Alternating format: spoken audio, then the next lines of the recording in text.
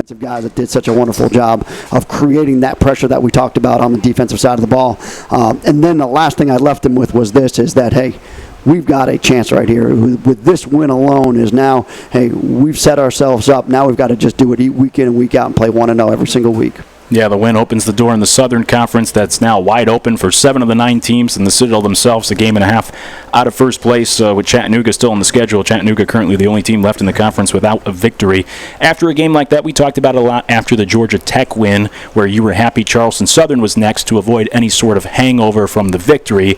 After a win like that against Furman, is there any sort of that concern this week, making sure the guys don't let that bleed into this week of practices and then the game Saturday? No, I think we learned our lesson, to be honest with you. Is I didn't get that sense at all when we the Georgia Tech week was a little bit, feet come back down onto the ground. We've got a very good team coming in here in CSU, a rivalry game as well.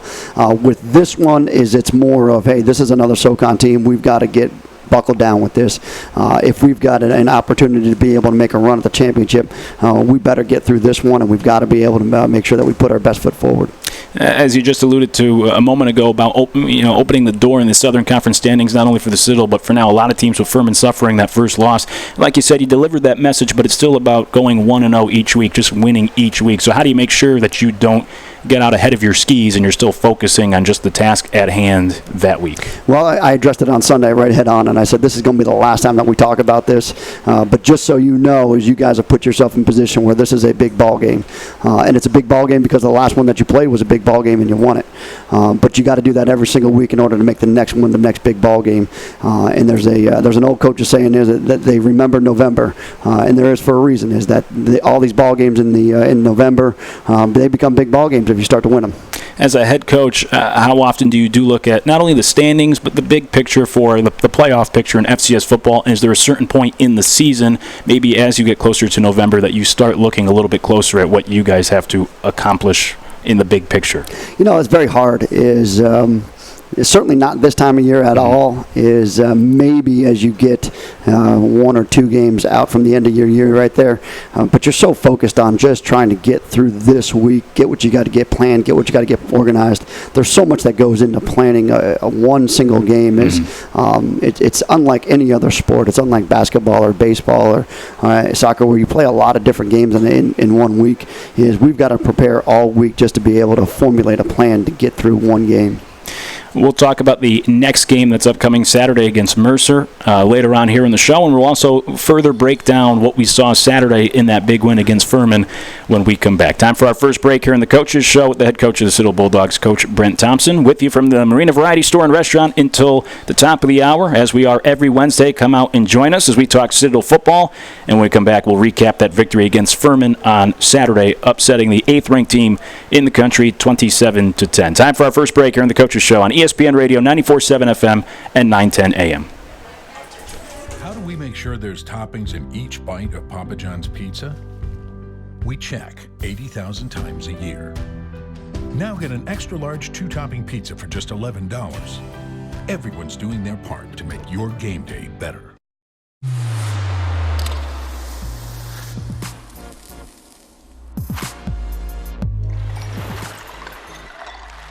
Pizza with Pepsi. Delicious. Mark Lee became the first Navy SEAL killed in Iraq, sacrificing his life for our freedoms and his SEAL teammates. America's Mighty Warriors was born out of Mark's challenge to pass on the kindness, the love, the precious gift of human life. We honor our troops and Gold Star families by providing programs that assist recovery after injury or loss. Partner with us by making a generous donation. America's Mighty Warriors, supporting our troops and the families of the fallen. At Ashley Home Store, we believe that wherever life's journey takes you, style can be affordable.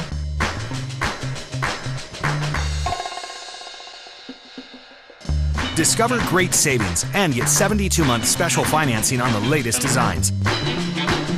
Rethink, refine, renew your home with Ashley Home Store. This is home. Charleston Crab House has been serving locals and visitors alike for the last 20 years. We have our crispy whole flounder. We have the seared ahi tuna. You name it, in the seafood business, we have it. Be sure to stop by the Tiger and Leaf Lounge whenever you visit our locations. We have many frozen and specialty drinks, awesome margaritas. One of my favorites is the Wapu Punch. If you don't like it down in the historic district, come over to James Island, sit on the Intercoastal Waterway. It is an unbelievable view where it's southern seafood at sensible prices and a darn good time. It's hard to get something right the first time, or even the 25th. To become an expert requires a lot of hard work. But ultimately, the more experienced you are, the better you become. The doctors and team at Roper St. Francis Healthcare are the area's most experienced. We mend the most adult hearts, we perform the most joint replacements, and we treat the most adult cancers. When it comes to what matters most, your health, choose the most experienced team. Roper St. Francis Healthcare. Experience matters. Seals Outboard has been selling quality products for over 50 years.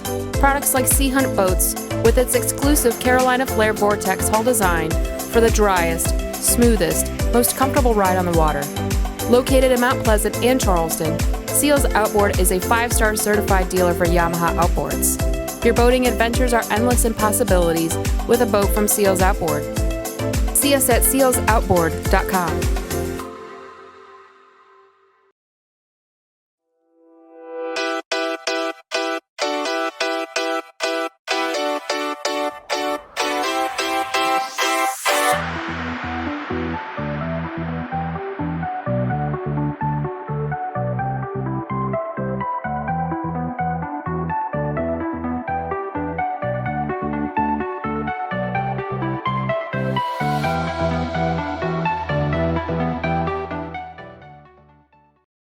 This is the Pepsi for serious fans and serious eats. This is the Pepsi for Sundays at the ballpark and days off at your favorite pizza joint. Right, Aaron? Best slice in New York. Whatever you're craving, this is the Pepsi for you. How do we make sure there's toppings in each bite of Papa John's pizza? We check 80,000 times a year. Now get an extra large 2-topping pizza for just $11. Everyone's doing their part to make your game day better.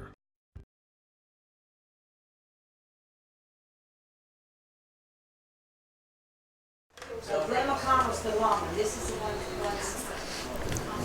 Brent McConnell was the one I was on. At the old 60. Back at the Marina Variety Store and Restaurant in downtown Charleston at 17 Lockwood Drive for the Coaches Show with the head coach of the Citadel Bulldogs, Coach Brent Thompson, where we are every Wednesday night during the Citadel football season. And you can join the conversation by using the hashtag on Twitter each and every week to submit your questions. Just use the hashtag AskCoachBT throughout the week. Coach, that big win Saturday against Furman, 27-10 against a top 10 team on the road. And let's recap it and get into it a little bit. And it all started, of course, with that first possession score where Clay Harris found the end zone for the first time, and you guys now, 3 straight games you've scored on your opening possession. What has led to that difference? Well, certainly having Brandon back certainly helps us out. Is he rips off a pretty big run in there to start the day off. Mm-hmm. And I feel like offensively, every single year we kind of go through this. We've got a little bit of feel our way out for the first few games and figure out what kind of an identity we have on offense, where we think we can go, and then we start to develop it from there. And naturally, just by the way that we've got schemes in there, we've got a lot of things built into it, is as you game plan, you build on game plans every single week.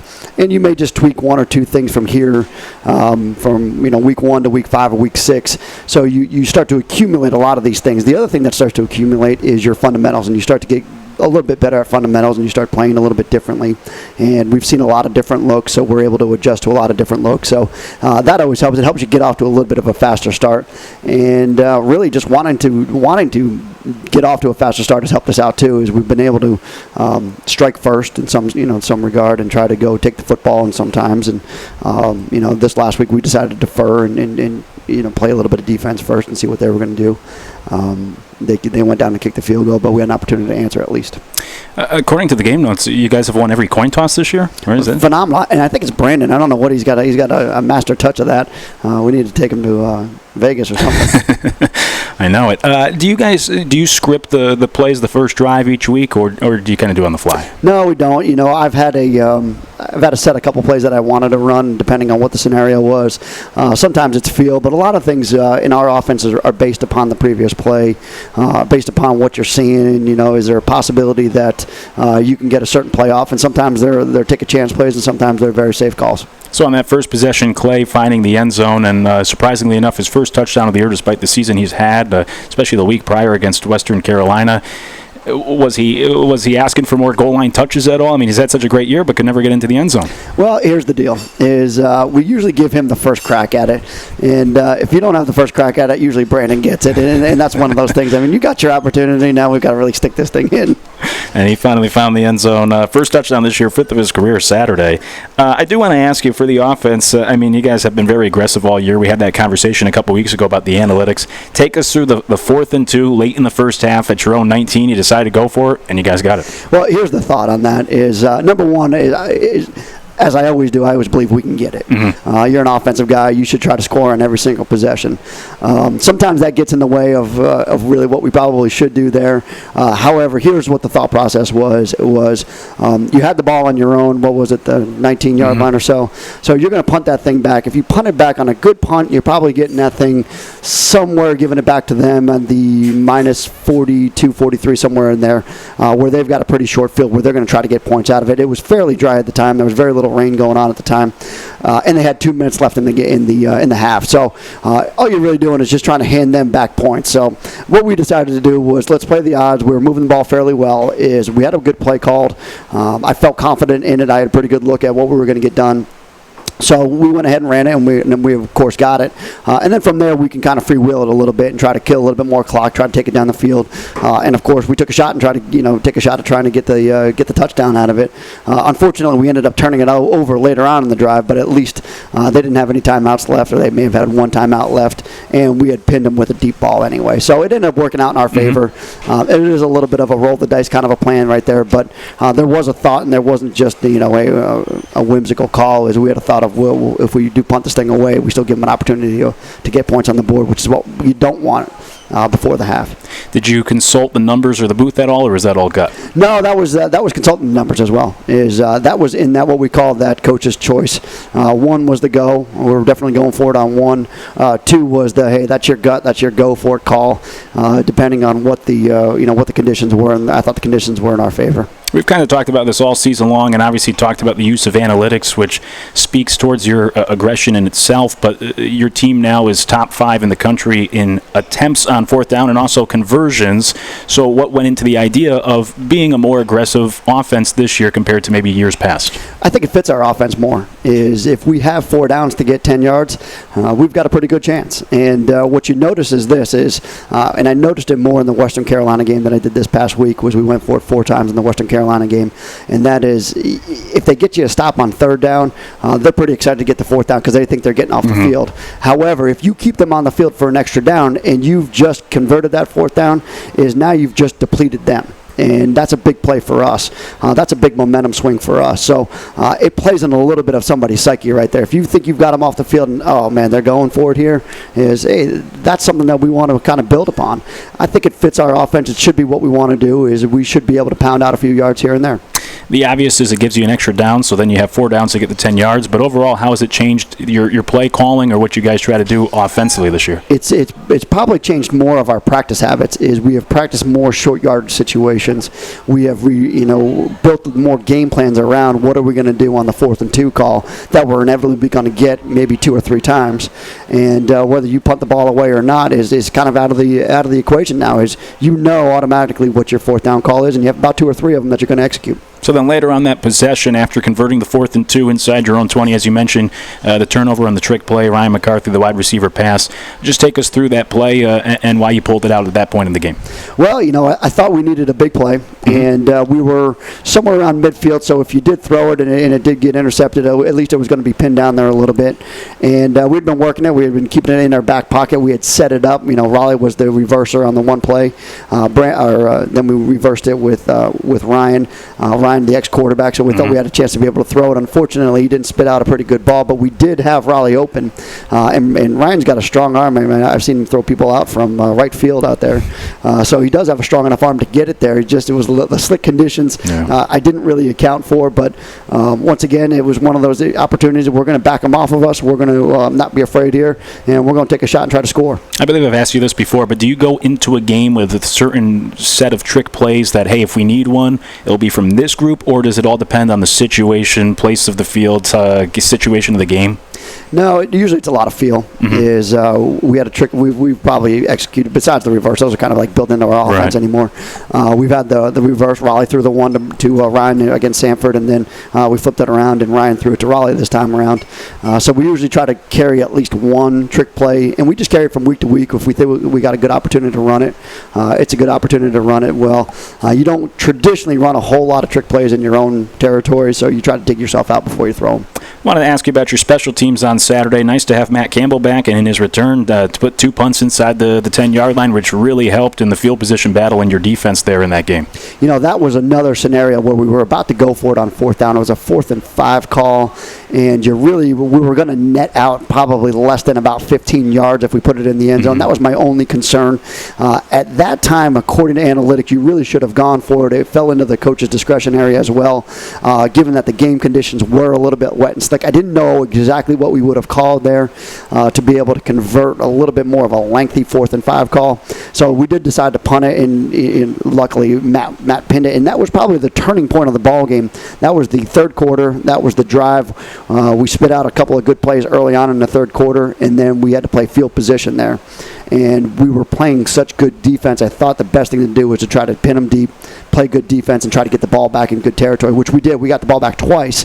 Unfortunately, we only converted on one of them, but the second time around, we got the strip sack, and we were able to get the ball into the end zone. So when you went for it on the 4th and 2, it worked out. When you decided to punt, you pinned them in, and as you just said, that worked out. I mean, that's got to be a great feeling for a coach where on a Saturday, your decisions, some Saturdays they don't work out. On certain Saturdays, they all come up roses for you. Yeah, it's one of those things where some days your day, some days are not your day, but you try to make more than you don't.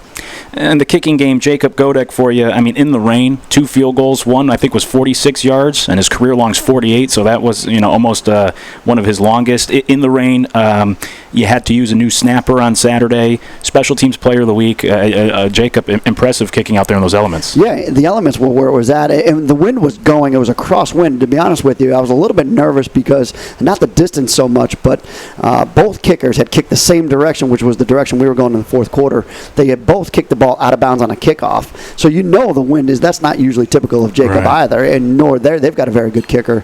That was probably my most nervous thing, was just worrying about that. Of course, the operation and the battery with the new snapper in there was a little bit of a concern as well.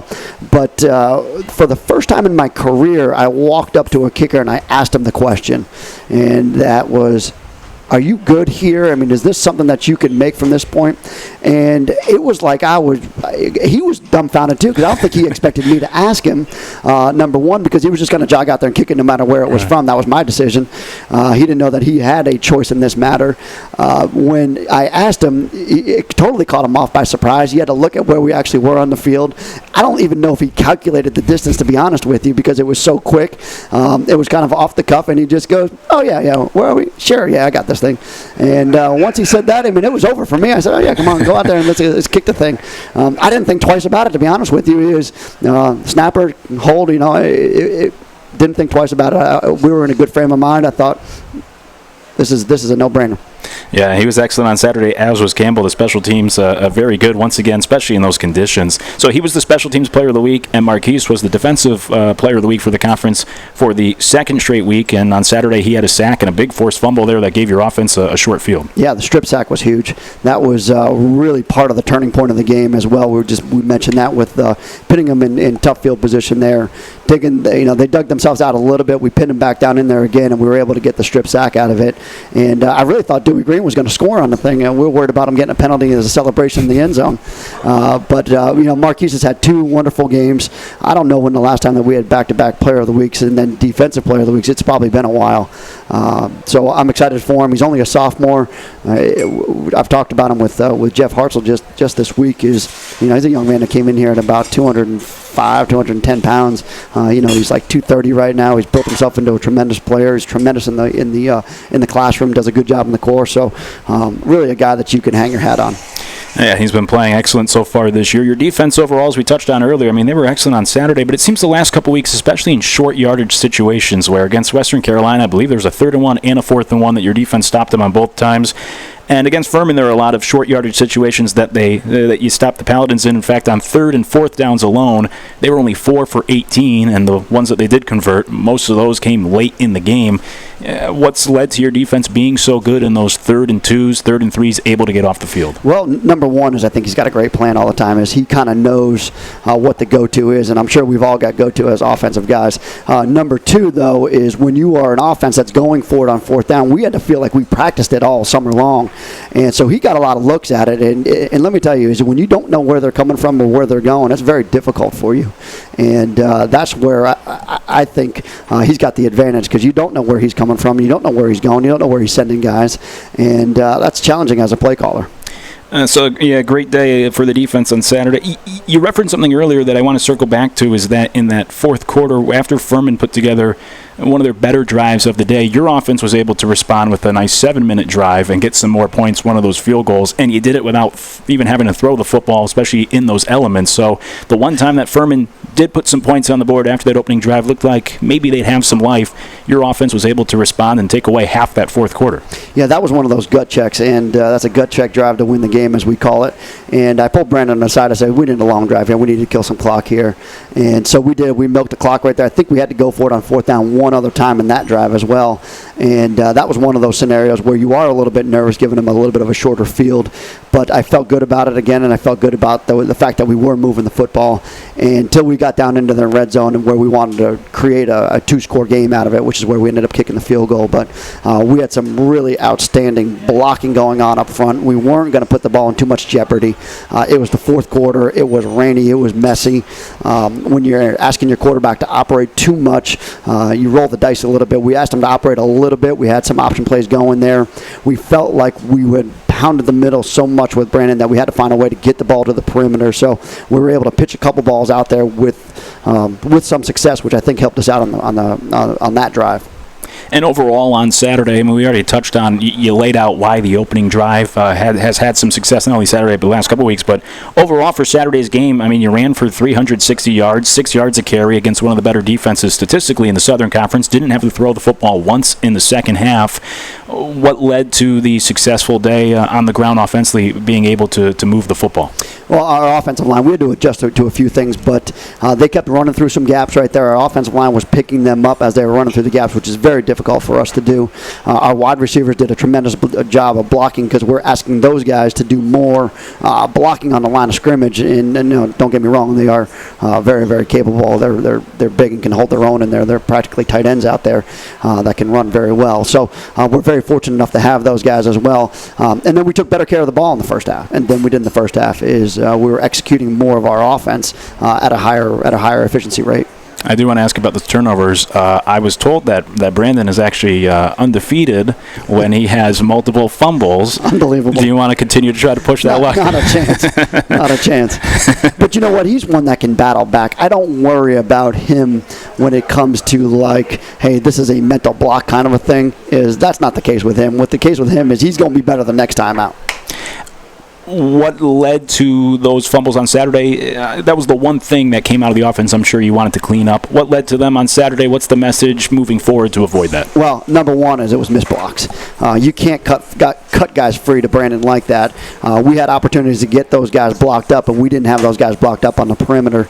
Number two is I think maybe both of them, but I know one for sure is when you're going down, you have a tendency to lose and brace yourself. That's just natural behavior. However, when you have a football in your hand, it's like having a baby in your hand. You can't just essentially drop it when you go down. You've got to be able to tuck and roll that a little bit, and we've got to learn that lesson. A lot of questions online. You could always submit questions every week, and just about all of them this week was asking about the move to the wishbone there for that series in the third quarter. You're leading 7-3. You're inside the red zone, and you go to that wishbone offense to make sure you were able to punch it in. What led to that decision and changing up the formation a little bit? Well, as it puts a little bit more power behind us rather than on the sides of us, is so we can do a little bit more things. Our A-backs can't get downhill out of the flex bone that we're traditionally in, so it allows us to get downhill a little bit more with those guys. It also prevents us from slipping around. It also prevents us from having to worry. The one thing that you're always concerned in those kind of conditions, especially on our slicker turf field, is if you're motioning guys one way and then bringing them back the other way of slipping and falling, and then you're losing either a lead blocker or you're losing your pitch back. And I've been doing this for 15, this will be my 16th year coaching in this offense. You've seen it too many times where the ball goes on the ground just because the pitch back fell over. And that's one of those things you don't want to do in that scenario, in that situation. So we have it built into our game plan, is we always have a bone package in there. If we want to settle them down, I think it's always just something good to carry around with us.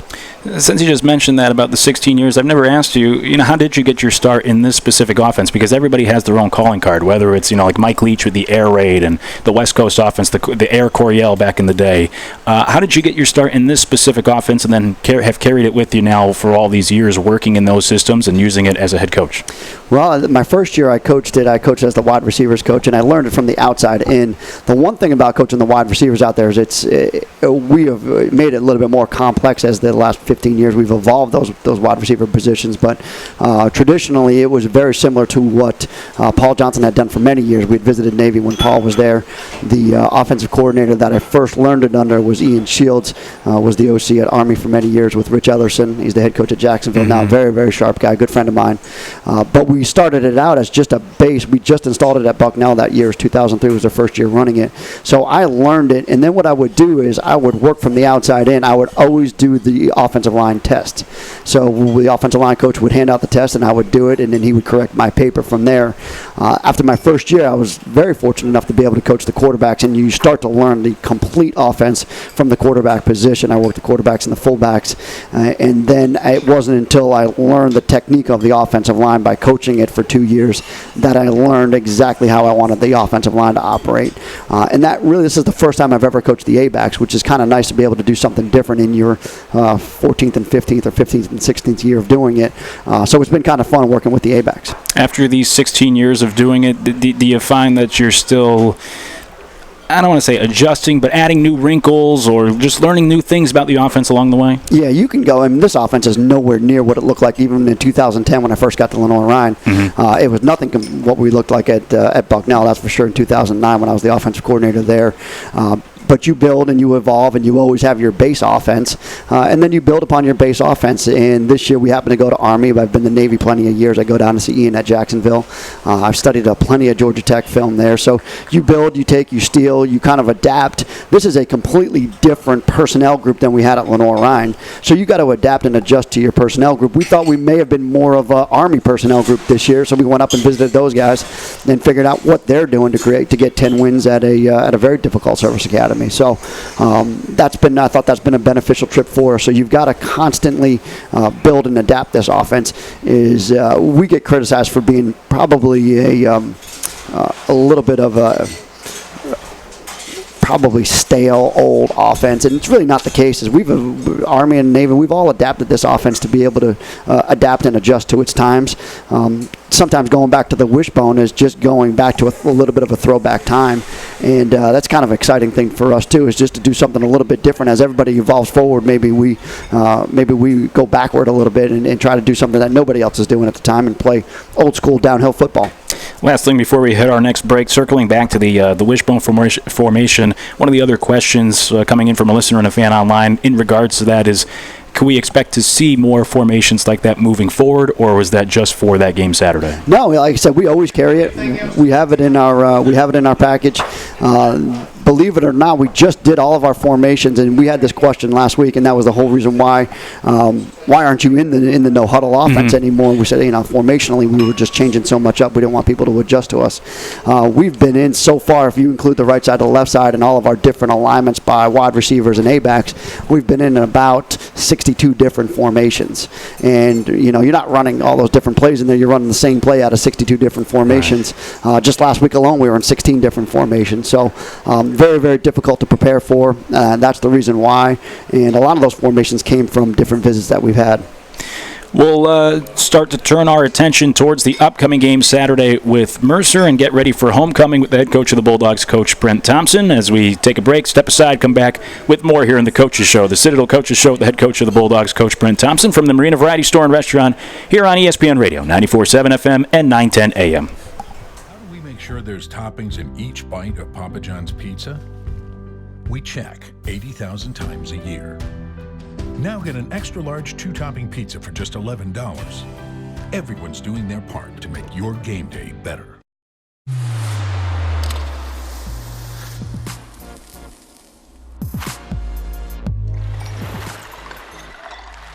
Pizza with Pepsi.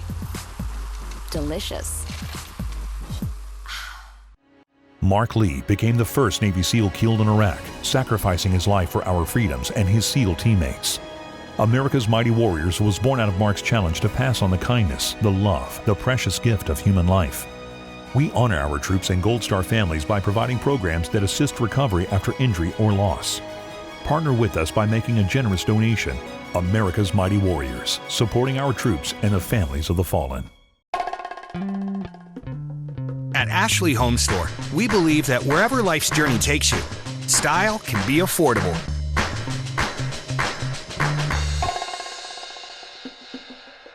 Discover great savings and get 72-month special financing on the latest designs. Rethink, refine, renew your home with Ashley Home Store. This is home. Charleston Crab House has been serving locals and visitors alike for the last 20 years. We have our crispy whole flounder. We have the seared ahi tuna. You name it, in the seafood business, we have it. Be sure to stop by the Tiger and Leaf Lounge whenever you visit our locations. We have many frozen and specialty drinks, awesome margaritas. One of my favorites is the Wapu Punch. If you don't like it down in the historic district, come over to James Island, sit on the Intercoastal Waterway. It is an unbelievable view where it's southern seafood at sensible prices and a darn good time. It's hard to get something right the first time, or even the 25th. To become an expert requires a lot of hard work.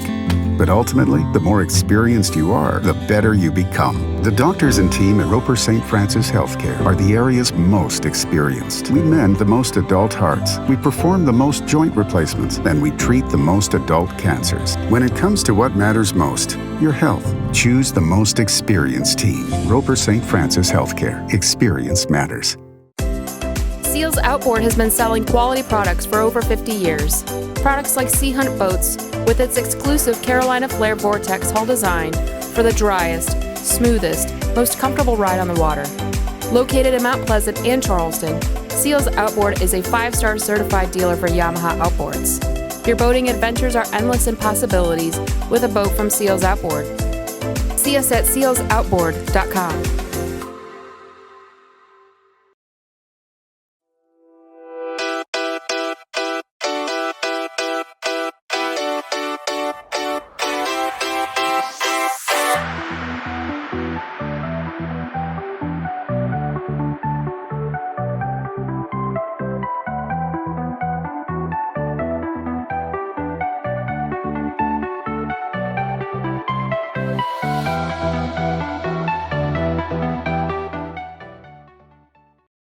This is the Pepsi for serious fans and serious eats. This is the Pepsi for Sundays at the ballpark and days off at your favorite pizza joint. Right, Aaron? Best slice in New York. Whatever you're craving, this is the Pepsi for you. How do we make sure there's toppings in each bite of Papa John's pizza? We check 80,000 times a year. Now get an extra large 2-topping pizza for just $11. Everyone's doing their part to make your game day better.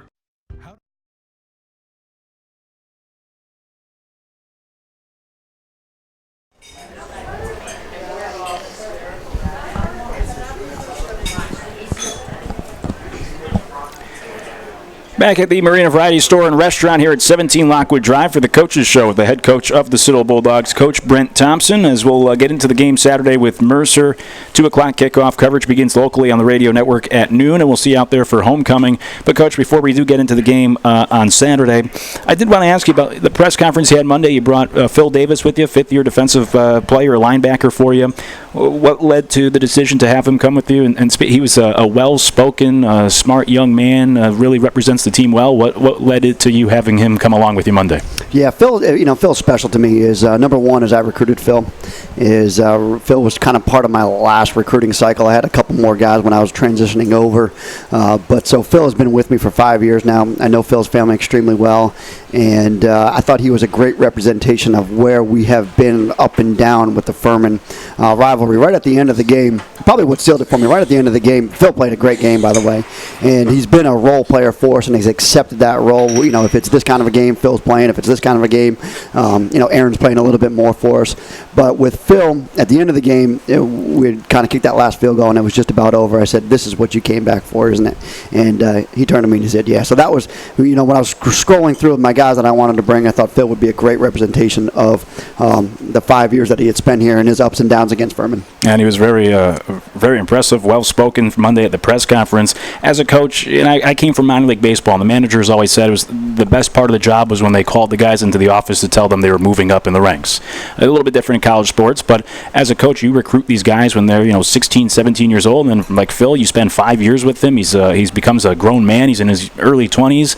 You are already a father, but it's almost like you're a father to 100 other players. What is it like as a coach to see these kids grow up into these great young men in front of your eyes and go attack the real world and be a part of their growth? It's really awesome. Number one, the best thing is getting invited back to weddings and things like that. I've been to about 3 or 4 of those, and they are a great experience because you get to not only catch up with them, but you get to catch up with all their buddies that played with them. And they all, number one, is they all sit around, they talk, and they tell stories and things that you didn't even know went on. They sit around, they tell stories, and the number one thing that they all have in common was they all played together. They're all part of a team, and they have such great memories. That's what I love about college football. It's not a business for them. They're not going on to play NFL. What level that we're at right now is they go on to do other great things. You got Kyle Weaver. We just went to his wedding this past spring. Is working over at Chick-fil-A. We ran into all those guys over there.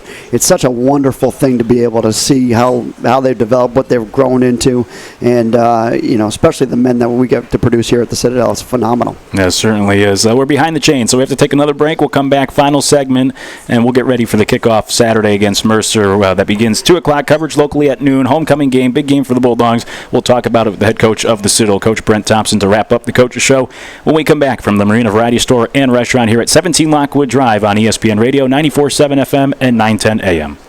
Make sure there's toppings in each bite of Papa John's pizza. We check 80,000 times a year. Now get an extra large 2-topping pizza for just $11. Everyone's doing their part to make your game day better.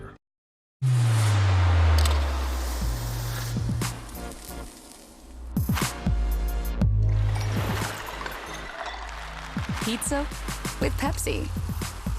Delicious. Mark Lee became the first Navy SEAL killed in Iraq, sacrificing his life for our freedoms and his SEAL teammates. America's Mighty Warriors was born out of Mark's challenge to pass on the kindness, the love, the precious gift of human life. We honor our troops and Gold Star families by providing programs that assist recovery after injury or loss. Partner with us by making a generous donation. America's Mighty Warriors, supporting our troops and the families of the fallen. At Ashley Home Store, we believe that wherever life's journey takes you, style can be affordable.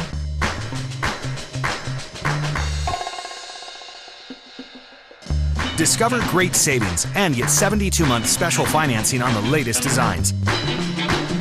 Rethink, refine, renew your home with Ashley Home Store. This is home. Charleston Crab House has been serving locals and visitors alike for the last 20 years. We have our crispy whole flounder. We have the seared ahi tuna. You name it, in the seafood business, we have it. Be sure to stop by the Tiger and Leaf Lounge whenever you visit our locations. We have many frozen and specialty drinks, awesome margaritas, One of my favorites is the Wappi Punch. If you don't like it down in the historic district, come over to James Island, sit on the Intercoastal Waterway. It is an unbelievable view where it's southern seafood at sensible prices and a darn good time. It's hard to get something right the first time, or even the 25th. To become an expert requires a lot of hard work. But ultimately, the more experienced you are, the better you become. The doctors and team at Roper St. Francis Healthcare are the area's most experienced. We mend the most adult hearts, we perform the most joint replacements, and we treat the most adult cancers. When it comes to what matters most, your health, choose the most experienced team. Roper St. Francis Healthcare. Experience matters. Seals Outboard has been selling quality products for over 50 years. Products like Sea Hunt boats with its exclusive Carolina Flare Vortex hull design for the driest, smoothest, most comfortable ride on the water. Located in Mount Pleasant and Charleston, Seals Outboard is a 5-star certified dealer for Yamaha outboards. Your boating adventures are endless in possibilities with a boat from Seals Outboard. See us at sealsoutboard.com.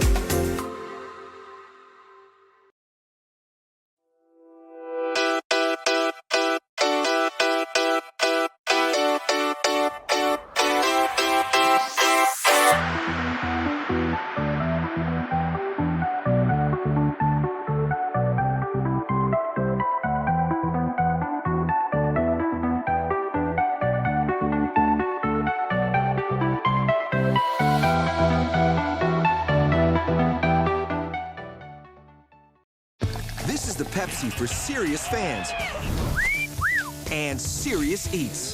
This is the Pepsi for Sundays at the ballpark and days off at your favorite pizza joint. Right, Aaron? Best slice in New York. Whatever you're craving, this is the Pepsi for you. How do we make sure there's toppings in each bite of Papa John's pizza? We check 80,000 times a year. Now get an extra large 2-topping pizza for just $11. Everyone's doing their part to make your game day better.